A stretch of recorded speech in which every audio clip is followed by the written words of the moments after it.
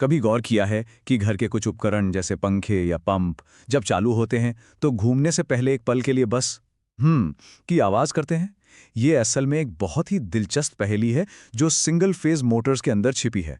आज इसी रहस्य से पर्दा उठाते हैं। ये एक सोचने वाली बात है ना। देखिए, मोटर में पावर तो जा रही है, वो आवाज भी कर रही है, लेकिन अपनी जगह से टस से मस नहीं हो रही। बस यही वो पहेली है जिसे आज हम सुलझाने वाले हैं। तो कहानी शुरू होती है इसी पहेली से। मोटर को बिजली तो मिल रही है, पर वो चल नहीं रही। आखिर ऐसा हो क्यों रहा है? चलिए इसके बिल्कुल जड़ तक चलते हैं। देखिए, सारी प्रॉब्लम की जड़ यही है। जो सिंगल फेज सप्लाई हमारे घरों में आती है ना, वो एक ऐसा मैग्नेटिक फील्ड यानी चुंबकीय क्षेत्र बनाती है जो घूमता नहीं है। वो बस एक ही जगह पर कह सकते हैं कि धड़कता है, पल्स करता है। और किसी भी मोटर को घूमने के लिए एक घूमता हुआ चुंबकीय क्षेत्र चाहिए होता है। और यहीं पर एंट्री होती है डबल रिवॉल्विंग फील्ड थ्योरी की। ये थ्योरी एक कमाल की बात बताती है। वो जो एक धड़कता हुआ फील्ड है ना, वो असल में दो अलग अलग घूमते हुए फील्ड्स का जोड़ है। कमाल की बात यह है कि दोनों की ताकत बराबर है, लेकिन वो एक दूसरे से बिल्कुल उल्टी दिशा में घूम रहे हैं। तो अब हमारी कहानी में दो किरदार आ गए हैं, दो मैग्नेटिक फील्ड्स जो एक दूसरे के खिलाफ हैं। चलिए जरा देखते हैं कि इन दोनों के बीच मुकाबला कैसे होता है। इसको ना एक रस्साकशी के खेल की तरह समझिए। एक टीम है फॉरवर्ड फील्ड की, जो मोटर को आगे की तरफ घुमाना चाहती है। ये एक घूमने वाला बल बनाती है जिसे हम टॉर्क कहते हैं। और दूसरी टीम है बैकवर्ड फील्ड की, जो उसे ठीक उतनी ही ताकत से पीछे की तरफ खींच रही है। लेकिन जब मोटर रुकी हुई है, तब क्या होता है?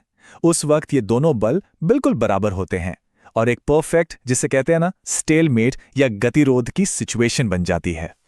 जरा सोचिए, जब मोटर रुकी हुई है तो फॉरवर्ड टॉर्क यानी आगे घुमाने वाला बल और बैकवर्ड टॉर्क यानी पीछे खींचने वाला बल दोनों बिल्कुल बराबर हैं।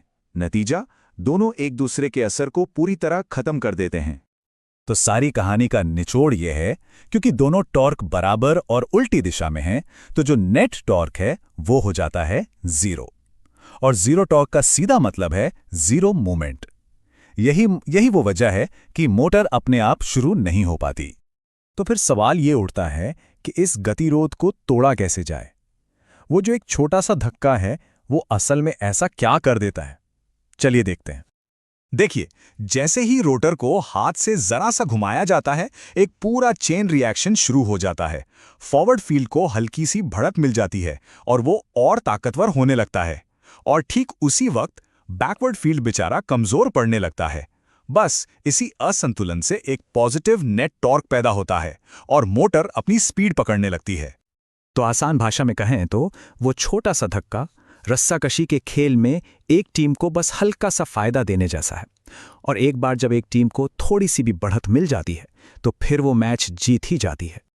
लेकिन एक मिनट, ये तो ठीक है, पर हम अपने पंखे या वॉशिंग मशीन को तो हर बार हाथ से धक्का नहीं देते।